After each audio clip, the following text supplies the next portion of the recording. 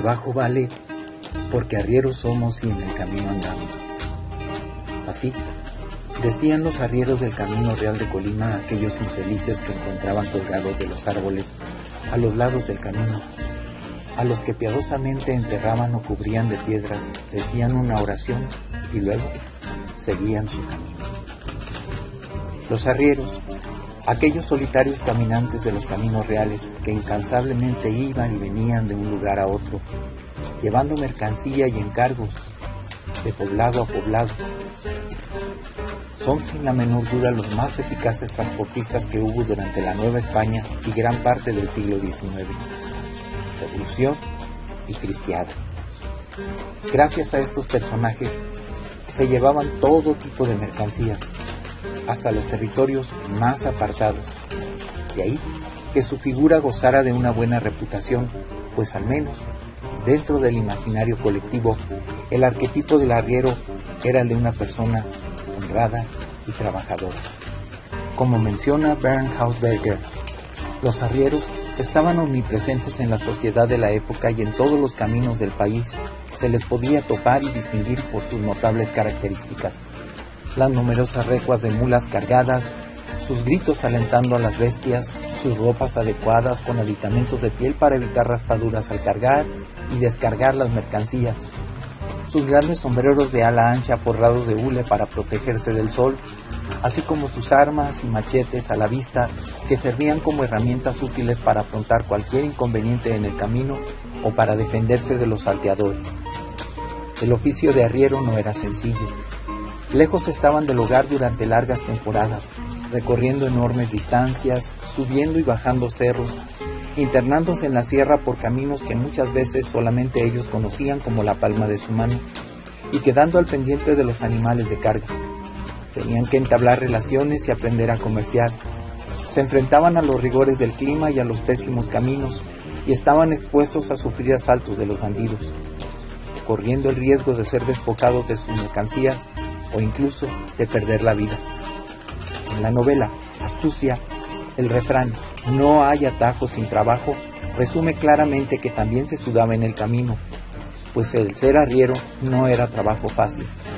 No obstante los riesgos y las fatigas de este oficio, la arriería era una opción laboral para muchos y su importancia era tal que podía decirse que, desde el virreinato, fue uno de los pilares de la economía, siendo un importante motor para el movimiento comercial y el indudable vínculo económico entre la ciudad y el campo. La historiadora Clara Elena Sánchez indica que este sistema de transporte iba desde los pequeños arrieros independientes hasta toda una organización formal, que, como se ha dicho anteriormente, utilizaba principalmente mulas para el transporte y carga de mercancía, siendo conocido el grupo de estos animales dentro de la arriería como recua o atajo. Los atajos de mulas dependían de cada arriero. Algunos estaban conformados por unas 3 o 5 mulas, mientras que otros se componían de unas 50 o 60 mulas, manejadas en grupos pequeños por varios arrieros de diferentes jerarquías, como mayordomos, caporales, cargadores y los habaneros. El traslado del atajo y el fin de la jornada es descrito por Víctor Ruiz Mesa de la siguiente manera. El mayordomo y sus 2 caporales montados en caballos fogosos y ricamente enjarzados cierran la marcha. El primero manda en jefe y sus compañeros le sirven de ayudantes. La jornada de las mulas es por lo común de 5 a 6 leguas. Al acercarse al sitio designado para acampar, el cocinero hace adelantar un equipo. Por fin se detiene la yegua. Las mulas se congregan a su alrededor, son liberadas de cargas y aparejos y conducidas al abrevadero más cercano. Los arrieros, entre tanto, clavan estacas en tierra para sostener sobre de ellas un enorme pesebre de ixtle que llenan de maíz. Las mulas vuelven saltando y revolcándose en el suelo. Cada una toma su acostumbrado lugar ante el improvisado comedero. Aquellas 150 pares de quijadas, triturando ávidamente las duras mazorcas, producen un ruido ensordecedor. Había arrieros llamados de carrera o camino largo, que eran los que traficaban por las principales rutas del país en viajes que podían durar meses. Pero también existían arrieros de camino corto, los cuales transportaban bienes desde cada hacienda o comunidad a las ciudades cercanas y viceversa, incluso por encargo. de manera que podían salir temprano por la mañana y estar de regreso en su hogar por la noche o permanecer ausentes solo por algunos días. Los arrieros fueron uno de los principales blancos de los bandidos. En primera, porque la presencia del arriero nunca faltaba en los caminos, y en segunda, porque traían consigo mercancías y dinero, es decir, un buen botín. Se sabe, por ejemplo, que en el Camino Real de Colima, algunas personas acaudaladas disimulaban dentro de cocos las monedas y las cosas que mandaban hacia las ciudades. Los bandidos significaban un peligro latente para cualquier viandante o transportista, de ahí que muchos comerciantes y arrieros tramitaban contratos notariales cuando los cargamentos a trasladar eran de alto valor. De este modo, en caso de un asalto de mercancías extraviadas o daño a estas, los conductores de las recuas se comprometían a pagar los daños, algo que a todas luces puede ser injusto. Para evitar estos percances, muchos arrieros ponían en práctica todo un ritual. Antes de principiar un largo camino, preparaban todo tipo de armas que usarían para su protección: espadas, machetes, cuchillos, mosquetes, rifles, pistolas, etc. El día de la marcha, a las 4 de la mañana, se celebraba una misa de despedida en donde el sacerdote bendecía a los arrieros y a los cargamentos, y antes de partir se invocaba la protección de San Pedro, el santo patrón de los arrieros y de los caminos, por medio de una oración que se recitaba de rodillas y que a lo largo del viaje se llevaba en el sombrero o en alguna bolsita colgada al cuello como una reliquia. Líbrame, Pedro divino, por tu caridad y amor. Hoy salgo al camino, gran apóstol del Señor. Cuando ya al camino salga y me asalte un malhechor, ahí tu nombre me valga en el nombre del Señor. Así se daba comienzo a los viajes. Posteriormente, las jornadas iniciaban al despuntar el día y terminaban entre las 2 o 3 de la tarde, y por seguridad, casi siempre las recuas trataban de mantener un mismo itinerario, saliendo juntas y arribando a los lugares de descanso a la misma hora. En México, por decenas de décadas estas imágenes se repitieron, los arrieros saliendo al camino con sus recuas de mulas. Sin embargo, su popularidad empezó a decaer a finales del siglo XIX, cuando los animales de carga fueron sustituidos por el ferrocarril. Así, de manera rápida o paulatinamente en ciertas regiones, los arrieros comenzaron a desaparecer, y estos personajes que transportaron tantas mercancías como buenas y malas noticias, y que ocuparon un lugar importante en los movimientos revolucionarios, llevando y trayendo información sobre los enemigos, fueron quedando solamente en la historia de un México que no volverá. Los arrieros eran gente de diferentes estatus socioeconómicos. Había arrieros bien acomodados que poseían grandes cantidades de animales de carga y tenían a su mando a diferentes empleados que los ayudaban en los viajes. Estos arrieros podrían estar especializados en el transporte de un solo tipo de mercancía, como el aguardiente o el tabaco.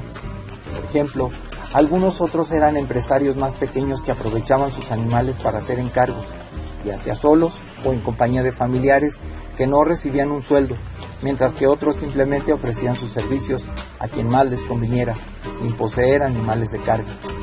Como se puede notar, el mundo del transporte y el de los transportistas era bastante polifacético, mientras que con el nombre de chinchorro se llamaba al grupo que estaba formado por burros, pues la palabra deriva de chinchorrerío, que hacía alusión a la flojera y lentitud, características que se relacionaban con los burros, animales menospreciados para la carga.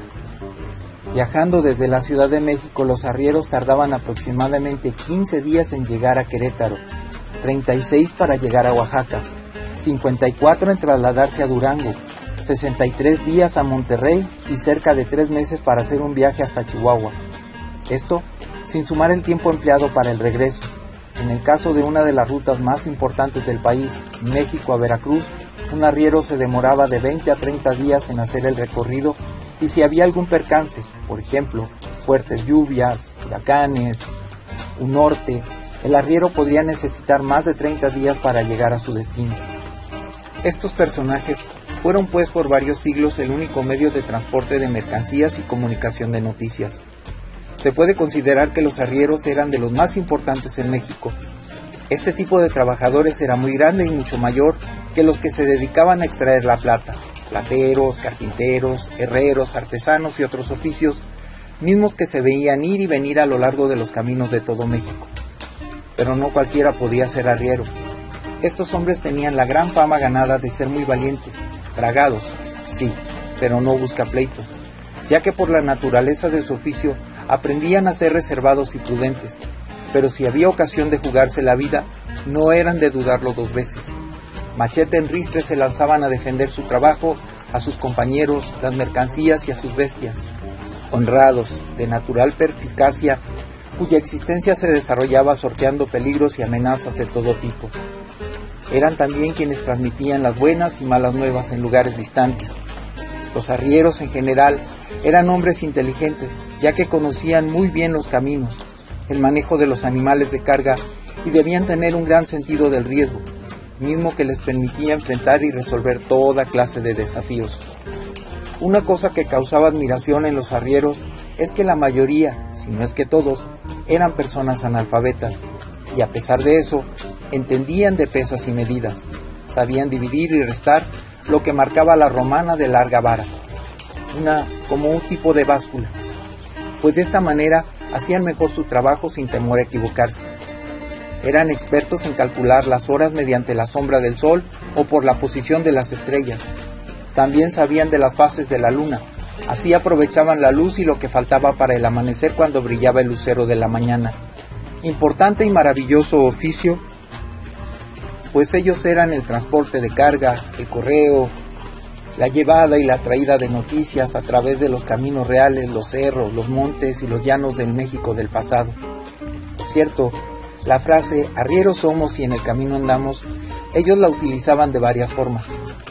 Cuando un arriero no podía cerrar un trato a causa de otro que se le había adelantado o hecho algún tipo de triquiñuela poniéndole en mal, robándole su venta o su trabajo, sabios y conocedores de que los problemas y disputas no debían de ser tratados en público, arreglaban sus afrentas lejos de la población, utilizando un tono de advertencia a la expresión "arrieros somos y en el camino andamos", que venía a ser un "tú y yo ya nos encontraremos y ajustaremos cuentas". La otra se decía en el sentido de que entre ellos se ayudarían cuando estuvieran en alguna dificultad. Así, en otra ocasión, el otro haría lo propio, algo como un "hoy por ti y mañana por mí". El arriero era un personaje emblemático de nuestro pueblo mexicano, del cual queda en el típico chiflido de arriero. Cuando los conquistadores españoles llegaron a estas tierras, trajeron caballos, mulas y burros desconocidos hasta entonces por los indígenas, quienes, una vez repuestos al temor que inicialmente les causaron estos animales, se aficionaron tanto a ellos que muy pronto, a partir de la segunda mitad del siglo XVI, se incorporaron de lleno al oficio de la arriería. Los arrieros fueron durante 4 siglos los mejores conocedores de las bestias de carga, las sierras y los caminos. Su vida entera estaba ligada a sus bestias. Las alimentaban, las curaban y cuidaban con mucho esmero, pues eran su principal fuente de subsistencia. Por aquella época, en la Nueva España, el único medio de transporte de pasajeros y carga fue por mucho tiempo la arriería. Es por esto que tuvo gran desarrollo, siendo el gremio de los arrieros el más numeroso por encima de todos los trabajadores y artesanos. El arriero es quien practica el oficio de arria, voz española sinónimo de recua, atajo y hato. La mayoría de los arrieros iniciaron sus actividades sin conocimiento ninguno. No sabían o sabían muy poco de ganado caballar, pero eso, que por una parte fue un impedimento, por otra fue una ventaja, pues alcanzaron un aprendizaje más firme y encontraron soluciones originales para el manejo de caballos, mulas y burros. Tan importante fue este oficio que a los pocos años se redactó un reglamento de arrieros y mercaderes en el que se regulaba el tiempo de entrega de mercancías, las tarifas en circunstancias ordinarias y extraordinarias, el ajuste de fletes, las indemnizaciones por robo, pérdida o daño, y era una normatividad completa, clara y precisa.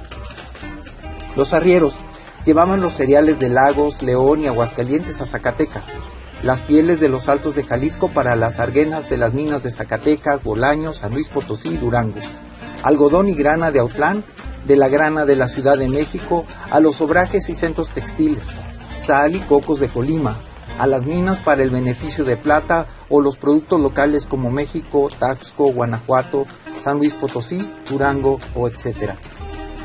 En esos tiempos la arriería era una ocupación necesaria y lucrativa, la cual aumentó con la primer ruta marítima comercial estable entre América y Asia, que España estableció. Iba de China al puerto de Manila en las Filipinas, en la famosa Nao de China, y de ahí a los puertos de San Blas y Acapulco. Estos productos llegaban a las ferias más importantes como las de San Juan de los Lagos y Jalapa, donde se exponían. En esas ferias había compraventa de todos los productos del país y los de exportación. El arriero traía siempre a la mano una cuarta o su vara de membrillo, arriando con palabrotas. Porque eso sí, aún se dice, tienes vocabulario de arriero, ya que en el monte no se andaban con medias cañas al mover a su atajo o a su gente. Cuando una mula o burro se salía del camino o se encontraba con otra recua. Para un buen desempeño de la recua era esencial el desempeño de la mula o yegua que abría el camino. La caponera o mulera, montada por el atajador, era además la que señalaba el camino. Portaba en su pescuezo siempre un cencerro para ser seguida por la recua. Ella siempre iniciaba la marcha y ningún animal intentaba colocarse frente a ella. Todas en su seguimiento se ubicaban por jerarquía adelante, las chiqueadas a la mitad, las galvanas y atrás las rezagadas.